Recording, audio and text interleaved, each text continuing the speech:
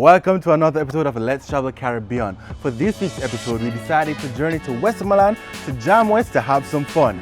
Also, we got an update on the status of cruising in Jamaica. And for each segment, we journeyed to Portland by car and by raft to Belinda's Seaside Restaurant. So stay tuned to see what we have in store.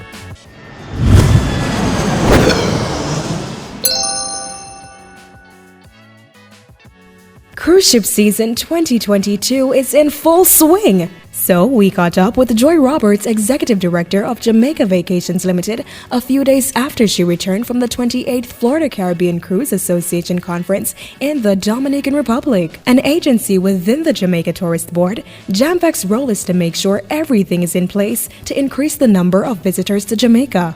It's responsible for the airlift and, since 2017, the cruise portfolio within the Ministry of Tourism. Roberts provides hard data that gives us insight into the sector, provides an update on how JAMVAC is working to boost cruise passenger numbers, and she tells us about work being done on a passenger conversion strategy for Jamaica. In 2017, there were challenges with the cruise lines cooperating in Jamaica. At the time, for instance, our visitor satisfaction rate was at 85%, between 83 and 85%. We're happy to say that we have exceeded our goal of 97%, and we're looking at 98%. For the last 3 months, on an average, we're doing 98.5%. So that we're happy about. Additionally, our disembarkation rate, at the time when we started, we were at about 50%.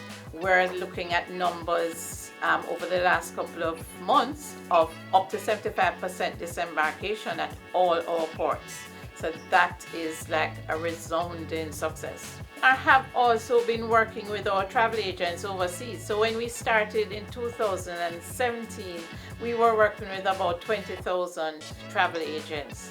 We're now up at the end of September to 200,000, and we're looking at doubling that before the end of this year, right? Not financial year, calendar year. So we have been going to the shows, we've been building relationships, we have been using influencers, we've been training, and we're not just training on the existing, the normal sun, sea, and that sort of thing. We've broken up our attractions in and around the port area in the 5 senses. So people, if you want to do gastronomy, this is what you do. If you want to shop, this is what is available. If you want to do sports, and this is what you do. So people, the agents are better able to advise their clients of what is available in and around the port area. Additionally, 85% of cruise travel is sold through a travel agent. And you know, all these people in travel who are looking for their workers, they're now at home selling cruise. There has also been a push to train cruise ship workers to become brand ambassadors. They help sell Jamaica to passengers on board visiting cruise ships. The training began during COVID-19. We got to train just a little under 200 people. And reason being is, although many workers came back home, many didn't want to go back out on the ship. You know, I didn't realize that we had so many older workers on the ship. So many just took retirement. So we had about 200 trained.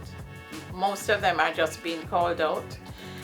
But what we do know is that they have a better idea of what is offered in Jamaica. So if somebody comes up to them and say, "You're from Jamaica, what do I do? I'm here in Falmouth, where do I go?" They now know where to tell the passengers to go to. Before, they had no idea. This is in line with the general approach being taken to formulate and implement a passenger conversion strategy for Jamaica's cruise ship sector. Cruise shipping is like window shopping. So when you come on a cruise ship, you're window shopping the destination, and you'll want to come back. And we're working with JTB to be putting together a cruise conversion strategy that will allow us to be able to actually do more at the ports, or do more with our passengers who arrive on cruise ships that can be converted into long-term stopover guests. We'll see something starting to happen in the 23, so that's April 23 into the 24 to March 24, that's the financial year. We had actually done some work previously but it's to get the hoteliers on board, to try to find out how they would want to be a part of the program, because as you know, most of our hoteliers, passengers are booked through tour operators. So sometimes there's a thin line there and they don't want to cross that line. But we are talking to them. There are some hoteliers who have already said that they're willing to go ahead with the program. So we'll do the strategy around whatever is acceptable and best for them.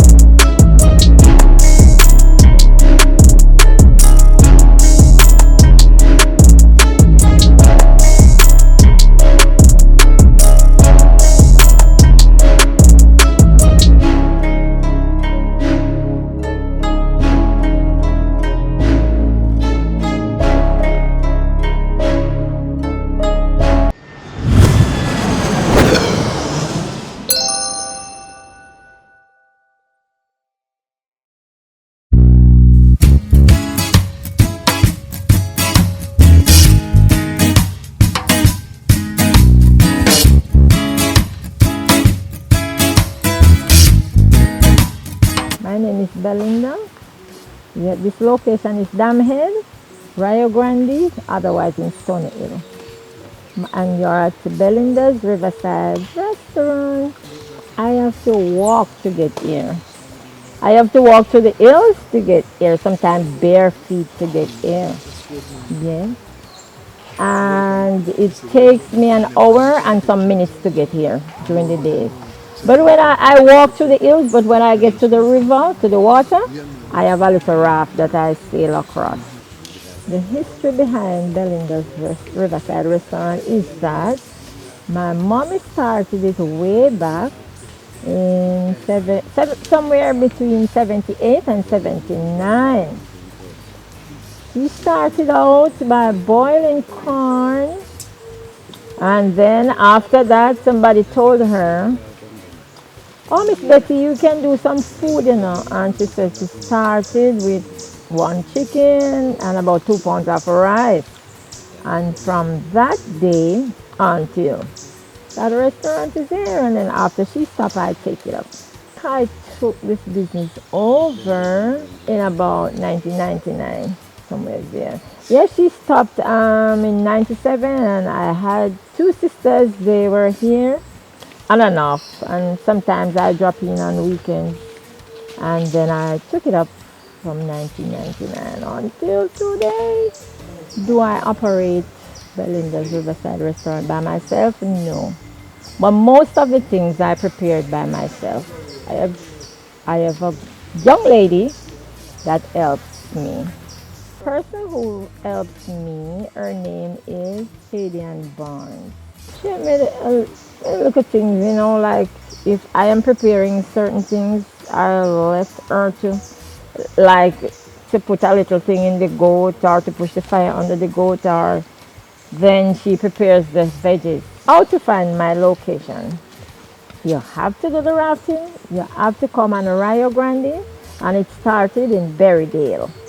Why should people visit Belinda's restaurant? Because they're getting the best food in Port Antonio or maybe on the island. A lot of people just go crazy for the crayfish. And some people go crazy for the curry goat. Yeah, those two dishes, those are the main ones they go crazy for. The real Jamaican stuff they get when they come to Belinda's restaurant. You get like curry, the real Jamaican curry goat, crayfish cooked in coconut milk, freshly prepared, fricasseed chicken, and the whole works. The meals, they are prepared on wood fire, not the gasoline. I prepare the meals with the wood fire so you can get the flavor from it. That's the best way of cooking the meal.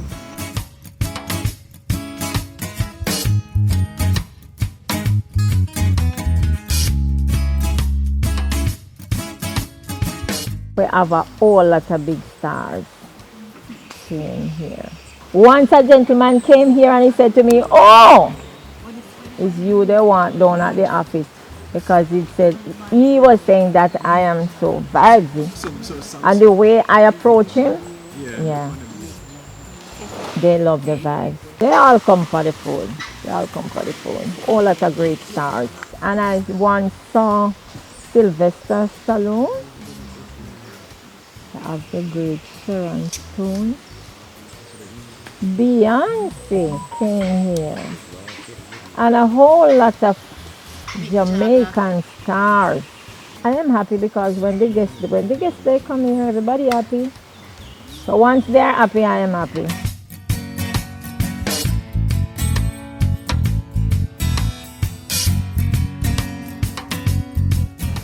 I'm here from about 9:30 until, well, we're getting in short day now, so the night draw early. So about 4:30 or the latest 5 o'clock, 5 p.m. in the evening. I'm here whenever I have a certain amount of guests, so they have to call first before I come here. Okay. And make a reservation before they come. They can reach me on the Instagram or call ahead. My number is 389-8826. Persons need to make a reservation before they come. You can call 2 days before or a day before.